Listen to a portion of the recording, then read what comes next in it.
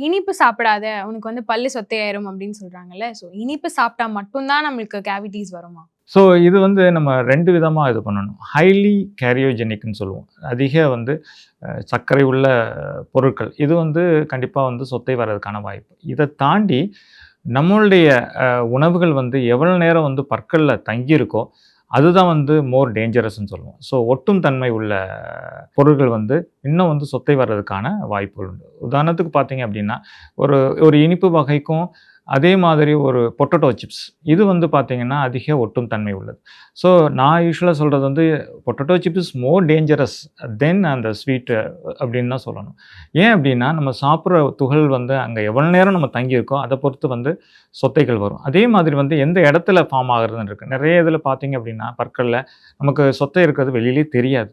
So பற்களுக்கு இடையில வந்து பார்த்தீங்க அப்படின்னா, அந்த உணவு துகள்கள் 2 பல்லுக்கு இடுக்குல ஸோ உணவு துகள்கள் உள்ளே இருக்கும்.